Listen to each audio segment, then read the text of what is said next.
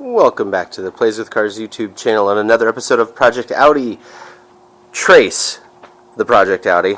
That's right, this is our third different Audi A4. This is a 2011, so it is a B8 generation. Those of you following the channel, or if you're unfamiliar, go back and look at the previous videos in Project Audi. You'll see that we actually started with a B6, a 2004 1.8 turbo in black that we sold to Neighbor Nick. Check out Neighbor Nick episodes for how that car's been doing, because after we sold it to him, we got a 2006 B7, which was the white one, Dose. Dose has left the state and gone with a very nice enthusiast family full of German cars, and as far as we know, they're loving it greatly. And this one is Trace. Trace is a B8 generation. We just picked this one up. The only video we've done on it so far is the intro. We've had the car now for a couple of weeks. We bought a whole bunch of stuff in a box to do some maintenance to it.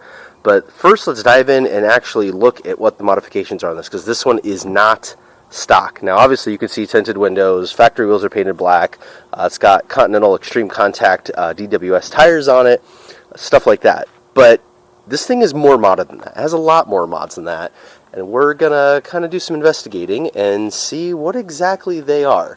Now, cosmetically, this grille is not the factory grille. I have no idea where it came from or whose it is, but it's really nice. We really like it. And you can see that front mount intercooler peeking through there, so we know it has that at least. And you can see like ECS tuning, elbows here for the intercooler and stuff, and that reusable Canon air filter. But let's take a deeper dive and see what all we are working with here. So we can start with just popping this protective cover off here, because we've got to do an oil change. He is rolling over 130,000 miles as we speak, so it is time for a 5,000 mile service, including an oil change.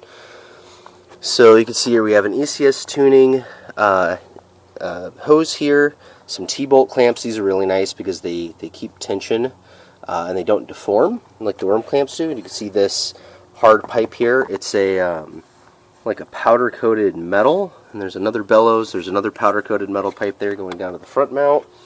There's this big elbow here on the suction side going into the turbo inlet. Let's see, we're going to have to take that belly pan off the bottom to really kind of get down in there and see what the rest of that has going on. But up here you can also see there's an ECS tuning thing here on the PCV system. So that's interesting. It's like an adjustable PCV or something like that. That's super weird. It's got this... Oh, maybe that's where that's where they're getting the boost for the boost gauge from. So there's a boost gauge inside the car in the AC vent. I'll show you that. It's actually kind of a slick setup. Some people say it's a little ricey, but I like it because, look, it's all integrated into the AC vent there. And it's got the mechanical boost gauge there from ECS Tuning. So this is the line that goes to that, and it is... looking at manifold pressure right here, just forward of the PCV valve and the intake manifold. So that's pretty cool how they did that. Let's see what else we can see. That transmission is much cleaner than the motor. Can you guys see that? I mean, look, you see like this, there's like this layer of dust and dirt and grime on things, and you can see right there where my finger is the discoloration of the aluminum of the motor, and this aluminum is a much different color. That's, I don't know if that's indicative of the transmission being replaced or serviced or out or something, but that is clearly not aged the same as everything else, which is a good thing for us. What else we can see down in here? So you just kind of, you get this patina, right? This kind of like yellowing and blackening of aluminum products. It just kind of shows the age, and that just, it doesn't have the same amount of aging down there. There's a good view of it. You can see darker motor, lighter transaxle. Anyways, looking around up here, I'm not seeing a whole lot else that looks like it's been monkeyed with or replaced. I can't tell if these injectors are changed or different or anything.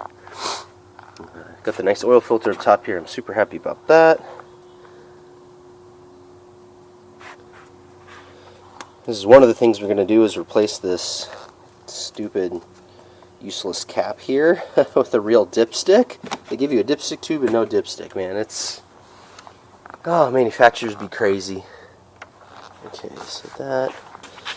Okay, so this scoop here, inside the grill, there's a little scoop here. That scoop is the air for the turbo, so the air goes in there, comes down through this, down into the air box, through the Canon air filter, down through this tube into the turbocharger, which is that contraption right down there. The compressor side is spun, connected via shaft to the turbine.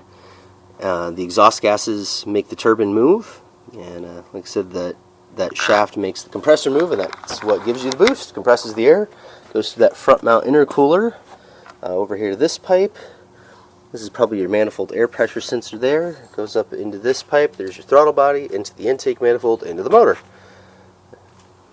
Alright, well, let's take a look underneath here. So this car is lowered, and we know that it's lowered on H&R springs because we have the invoice for it as part of the documents we got with the car. But I'm not sure what else we're going to find under there. Let's take a look at some things. Okay.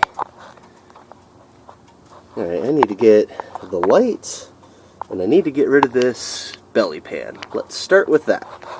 Alright, sit rep.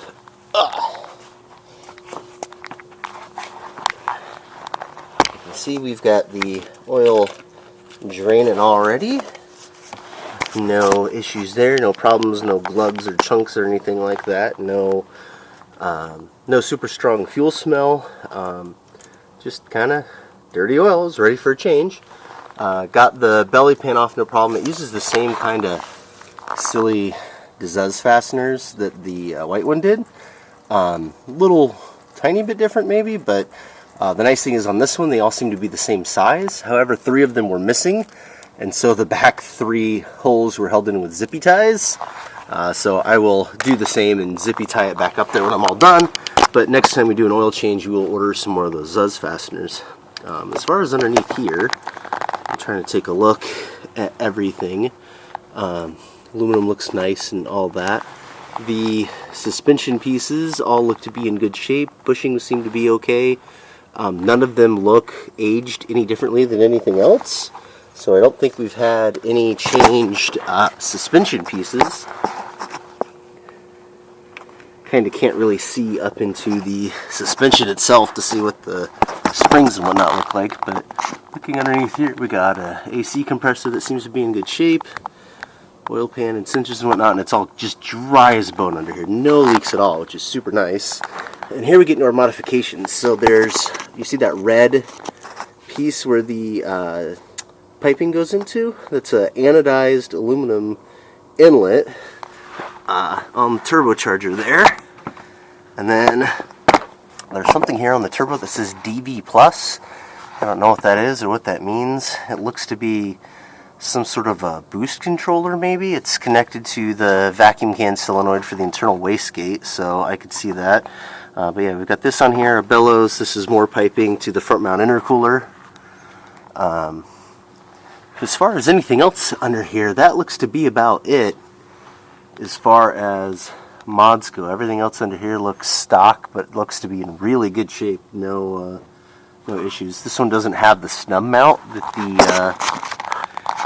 the B7 did, so we don't have a snub mount problem.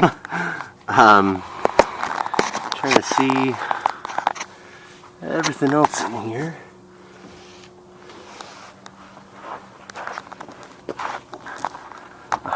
Yeah, see, they look to be the factory struts, just with H&R springs on them, so they did not change out the struts when they did that. A little bit of goop around the outer CV here. There was some notes in the service records about some CV joints, so the boot that's on there is good and dry, so it looks like maybe that one had gone at some point and that's the one that they replaced. So that's good. See that the work that the paperwork says was done was actually done. Oh, there's a trans mount way back there that seems to be bright red with some new Allen bolts. That might be aftermarket. I'll have to crawl back there and take a look. These motor mounts, they're very clean, but they live. We've got all our maintenance stuff laid out here, and once again we ordered from FCP Euro for the majority of it. Again, this is not a paid advertisement. They have no idea who we are. We pay full price for all this stuff, but I'm super impressed by them you order the oil change kit, and they send you the oil, and it's the right oil, and they send you the filter, and it's the OE type filter, and then they send you a drain plug and a gasket, and like, seriously, this is better than Amazon Prime pricing for just the oil and filters. So I mean, I got no complaints at all. Plus, we picked up a cabin air filter and some Liqui-Moly gas system cleaner. They did not have, however, the right power steering fluid, which was kind of surprising. So we actually got that from another company, ECS Tuning, which I used to use their parts on my 944 a million years ago, but they're still around and they do all the German stuff. But we needed to order from them anyway because we needed this. This is the dipstick. So we're going to replace the little cap thingy in there with a real dipstick because this thing is consuming a little bit of oil. We want to keep track of it and all that stuff. So we got all this stuff, but the next thing is to put this drain plug back in because we are all done draining. Alright, so Susie's working on putting in the cabin filter. I got the air filter out here, the can in here to check it. And that's what it's supposed to look like on both sides. As you can see, it's all sorts of dirty on this side. So I'm going to go give this thing a washing and a re-oiling with a Canon filter charger kits. And then that will take care of the air servicing. Oil change is done. The new dipstick from ECS is super nice. Definitely you should do that no matter what with your B8 2-liter Audi. That is way nicer to have than trying to dig through the screen and see how much it is. Plus, you know, it gives you a double check on your sensor. One thing that we did notice on here, or Susie noticed, the coils here are numbered 3, 2, 1, 4. So clearly somebody was chasing a misfire at one time and moved the coils around to see if it was a coil or a plug. But we're not having any issues now, and the plugs were just done less than 10,000 miles ago. So we're going to leave those all alone for now. But inside the airbox looks good. Don't need to vacuum that out. We did get some leaves out from underneath the cowl there, but otherwise, so far, so good. So we're going to keep working. All right, let's go over the proper way to maintain a K&N air filter here. Now, K&Ns are unique because they are an oiled cotton gauze air filter. So most filters are just paper. The dry flow ones are like a foam product or something like that that don't have oil in them. K&N pioneered the oiled air filter. Most other companies have gone away from them. There's some internet rumors about clogging up MAFs and things like that, but that is all wrong because it's all from servicing them incorrectly. Let me show you the right way. So this is our dirty side. You can see here, this is where the air goes into the air filter, and it's completely filthy. You need a Canon filter charger kit. So you've got this filter cleaner here, and what you do is you spray it liberally, and you let it sit for 10 minutes. Just let it sit and do its thing. After 10 minutes, you rinse it out gently. You don't spray it out. You don't use a hose. You don't pressure wash it. Gentle, like tap water flow from the backside. This will soften up all the dirt. The water will rinse it all away. When you're done, you oil it with the air filter oil. Now they have a little like squirt pump bottle, but I prefer these aerosol ones. They're super easy. You want to get a nice even coat to just that barely orange color. It should not be dripping. When you rub your finger on it, it should not come back up with oil. So let's do this correctly and show you how here. So step one here is to take this filter cleaner and just liberally spray it down. And then again, we're going to let it sit and wait 10 minutes. Alright, and we're back. It's been 10 minutes of the cleaner sitting there, and I went inside and just used the mud sink. And again, regular old water flow, and look at how clean that is. In fact, let's give you some sunlight here. Look at that. No dirt, no problems, no anything. We didn't spray the hog out of it. This is how a clean but not oiled K&N air filter should look. Now, it's all dry. It's been drying here in the sun for a while. Now we're going to take the air filter oil and lightly oil it.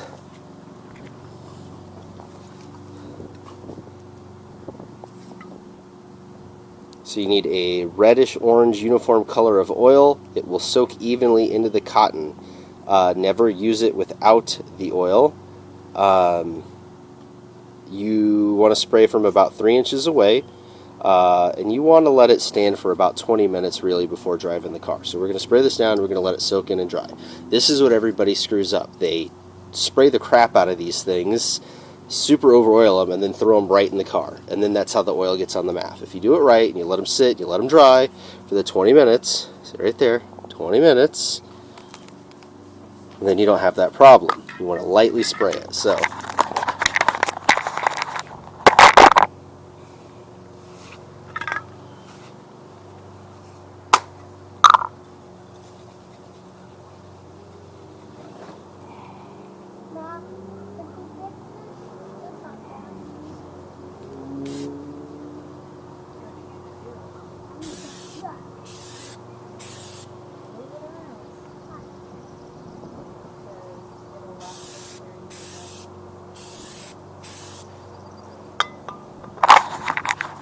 you see how it's starting to turn that light red color?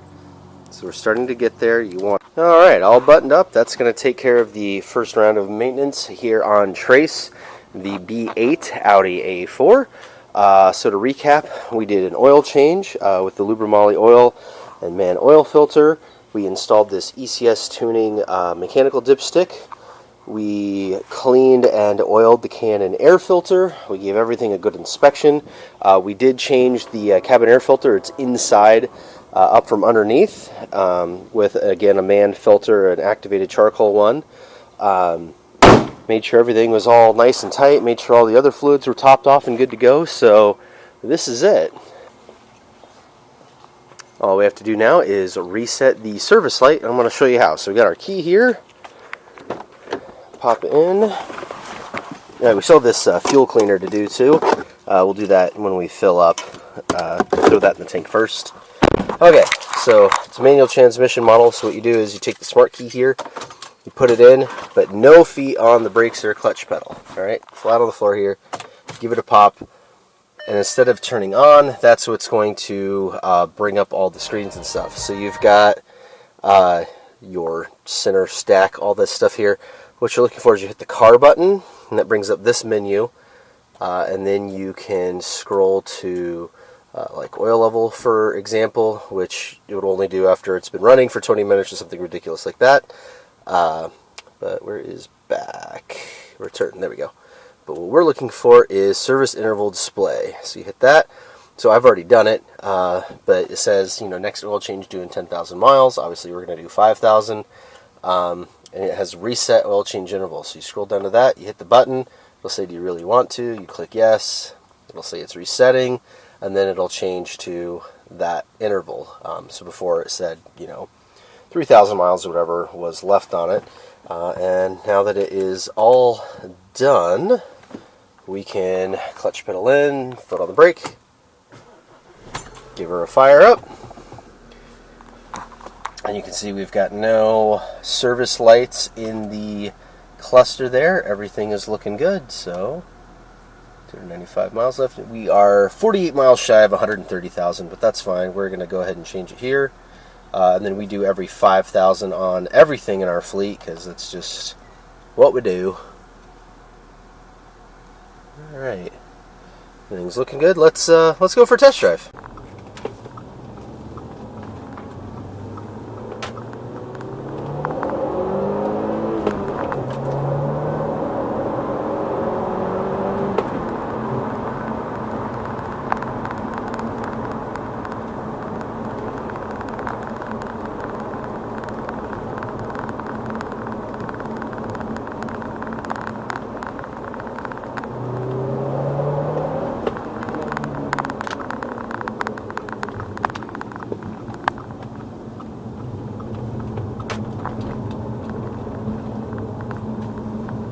We get full boost. It's about 8 to 12 psi depending on what gear you're in and what the car is doing. It's definitely electronically controlled as far as boost goes. The engine runs out nice and smooth. No bobbles, no dead spots, no misfires, no anything. So yeah, super happy with that. She seems to be nice and happy after the maintenance, so we'll do that fuel system cleaner on there, and then wait 5,000 miles for the next service and do another oil change on it. But for now, this will do nicely. We didn't see anything else that needed to be done. We're going to keep a good track of oil consumption now. We're not real sure how much was in there because this thing is not known to be really super accurate in these, which is why we got the mechanical dipstick, check the oil. So we'll be keeping a real good eye on the oil, keep track of the oil consumption. We got 3 spare quarts of Lubra Moly in the trunk, so we can keep that topped off to our heart's content. Yeah, she is good to go. So that's going to do it for this episode of Project Audi, our first maintenance on Trace. And hope you all liked watching that and learning about maintaining these German cars as they get high miles. You know, a lot of people are scared of them, but you can see in the shop we've got Project Porsche there too, and we're not afraid of a little maintenance, and you keep up on them, and these are really great cars, especially for the money. So yeah, if you're thinking about one of these, highly recommended. Until next time, that's been Plays with Cars.